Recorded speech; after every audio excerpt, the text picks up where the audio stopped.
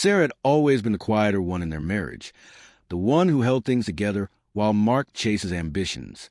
She wasn't one for confrontation, preferring to let her actions speak louder than words. But today, in this courtroom, she felt the weight of every compromise she'd made over the past 10 years. Mark's mocking tone wasn't new. It had been a constant hum in the background of their deteriorating relationship. Yet, as she sat there, her hands folded tightly in her lap, she couldn't shake the feeling that something was about to shift. Their marriage hadn't always been this way. In the beginning, there was love, or at least something close to it. They met in their mid-20s, both fresh out of college, both hungry for a future that seemed just out of reach. Sarah was working as a paralegal, saving every penny to help her aging father, while Mark was a charismatic salesman with big dreams and an even bigger personality. He'd charmed her with his confidence, his promises of a life filled with adventure and success. She believed him, not because she was naive, but because she wanted to believe in something bigger than herself. For a while, it worked. They built a life together, a modest house in the suburbs, a shared car, and plans for a family someday. But as the years passed, Mark's ambition turned into something else. Entitlement. He started staying out late, claiming it was for business. But Sarah wasn't blind to the lipstick stains or the unfamiliar perfume that clung to his clothes. She stayed silent, not out of weakness, but because she thought she could fix it. She thought if she worked harder, loved him better, he'd come back to her. He didn't. Instead, he grew bolder, more dismissive. He'd belittle her in front of friends, laugh off her concerns, and call her overly sensitive when she dared to push back. The final straw came when she found the text messages, explicit, undeniable proof of his affair with a co-worker.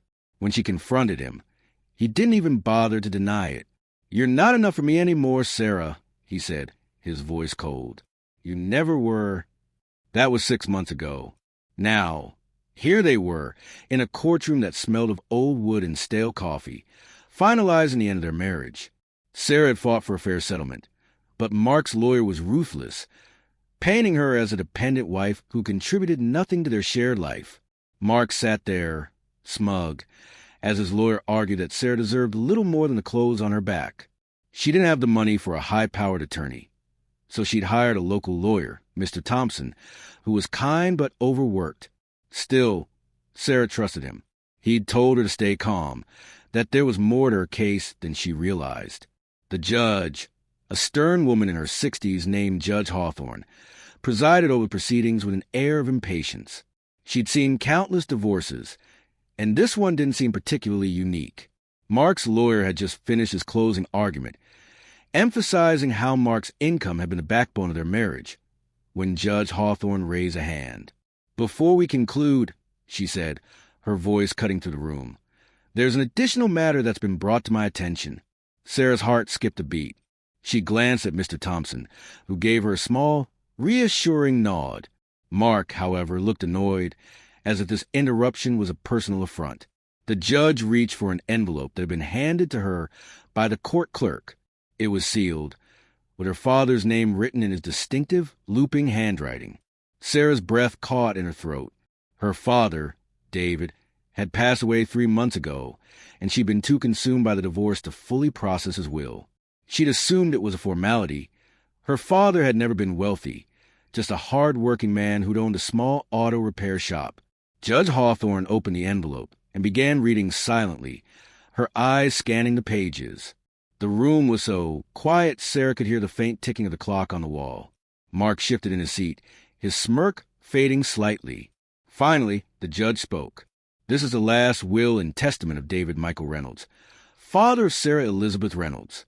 It appears there are some assets and stipulations that may impact these proceedings." Mark's lawyer stood up. "Your Honor, with all due respect, what does this have to do with a divorce settlement?" "My client." "Sit down, Mr. Carter," Judge Hawthorne said sharply. "You want to hear this." Sarah felt a knot form in her stomach. Her father had always been frugal, living modestly in a small apartment above his shop. She'd assumed his would leave her a few sentimental items, maybe his old watch or the family photo albums. But the way Judge Hawthorne's tone shifted told her there was more to it. The judge began reading aloud. To my daughter, Sarah Elizabeth Reynolds, I leave the entirety of my estate, including all real property, financial accounts, and business holdings. This includes a property at 1427 Maple Street, valued at approximately $2.3 million. The auto repair business, which has been appraised at $1.8 million, and a trust fund established in 2015, currently holding $4.7 million in liquid assets. Sarah's mind went blank. The numbers didn't make sense. Her father had never mentioned any of this. He'd lived so simply, always telling her to focus on her own life, not his. She remembered him saying, "Don't worry about me, kiddo. I've got everything I need." Had he been hiding this all along? Mark's face drained of color. He leaned forward, his hands gripping the edge of the table. "That's impossible," he muttered, loud enough for the room to hear. David was a nobody. He didn't have that kind of money. Judge Hawthorne shot him a withering look. "Mr. Reynolds, I suggest you refrain from speaking out of turn." She continued reading. "There is one additional stipulation. The assets are to be transferred to Sarah Elizabeth Reynolds only if she is no longer legally bound to Mark James Reynolds at the time of the will's execution. Should she remain married to Mark James Reynolds, the estate will be donated in its entirety to the Reynolds Family Foundation, a charitable organization established by David Michael Reynolds." The courtroom felt like it was spinning. Sarah's hands trembled in her lap. Her father had known about Mark's behavior. How? She wasn't sure. Maybe it was a late-night call she'd made to him, crying about Mark's infidelity. Maybe it was the way Mark had dismissed her father at family gatherings, calling the old mechanic behind his back. Whatever it was, her father had taken steps to protect her. Mark was on his feet now, his face red. This is a setup. That old man didn't have a dime to his name. Sarah's been hiding this, manipulating everything. His lawyer tried to pull him back down, but Mark was too far gone. She's been playing the victim this whole time, and now she's got some fake will to steal everything. Judge Hawthorne banged her gavel. "Mr. Reynolds, one more outburst, and you'll be held in contempt. Sit down." Sarah couldn't look at Mark. Her mind was racing, piecing together fragments of her father's life. The auto repair shop had always been busy, but she'd never realized how successful it was. And the property on Maple Street. She vaguely remembered her father mentioning he bought a small lot years ago, but $2.3 million? And a trust fund? It was overwhelming. Mr. Thompson leaned over and whispered, "Your father was a smart man, Sarah. He planned for this." The judge continued, "Given the stipulations in the will, and considering the divorce proceedings are being finalized today, it appears Ms. Reynolds will inherit the full estate as outlined. Mr. Carter, do you have any objections to the authenticity of this document?" Mark's lawyer looked flustered. "Your Honor, we'd need time to verify." "There's no need," Mr. Thompson interjected, producing a notarized copy of the will and a letter from the bank confirming the trust fund's existence. "These documents have been verified by the estate attorney and the financial institution. Everything is in order." Mark slumped back in his chair, his bravado gone. Sarah stole a glance at him, expecting to feel some kind of satisfaction, but all she felt was exhaustion. This wasn't about revenge. It was about her father's love for her, his way of ensuring she'd be okay no matter what. Judge Hawthorne adjusted her glasses. "In light of this new information, the divorce settlement will need to be revisited. Ms. Reynolds' financial situation has clearly changed, and the court will take this into account. For now, the divorce is finalized, effective immediately. Ms. Reynolds, you are no longer legally bound to Mr. Reynolds." The gavel came down, and just like that, it was over. Mark didn't say another word as he gathered his things and stormed out, his lawyer trailing behind. Sarah stayed seated, her hands still trembling.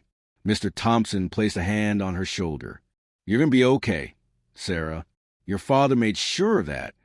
In the weeks that followed, Sarah began to unravel the extent of her father's legacy. The property on Maple Street was a commercial lot he'd purchased decades ago, now prime real estate in a booming part of town. The auto repair business wasn't just a small shop. It was a regional chain with multiple locations, operated under a holding company she'd never known about. The trust fund, carefully invested over years, was her father's way of ensuring she'd never have to rely on anyone again. But it wasn't the money that changed Sarah. It was a realization that her father had seen her worth, even when she couldn't. He'd known about Mark's cruelty, had seen the way it dimmed her light, and he'd taken steps to give her a way out. She sold the house she'd shared with Mark, moved into a small apartment closer to the city, and started working with a financial advisor to manage her new wealth. She didn't want to live extravagantly. She wanted to honor her father's memory by using the money wisely. Mark tried to contact her a few times, leaving voicemails that ranged from apologetic to accusatory. She didn't respond. He'd made his choices, and she was done carrying the weight of them. Instead, she focused on rebuilding her life. She enrolled in night classes to finish the law degree she'd abandoned when she married Mark. She volunteered at a local women's shelter, sharing her story with others who felt trapped in their own relationships. And she started a scholarship fund in her father's name, helping single parents pursue their education. Looking back, Sarah realized the courtroom wasn't just the end of her marriage. It was the beginning of her freedom. Mark's mockery, his smug certainty that he'd won, had been silenced by her father's foresight. The will wasn't just a legal document. It was a lifeline, a reminder that she was never as alone as she'd felt. And as she stood in her new apartment, looking out at the city lights, she felt something she hadn't in years: hope.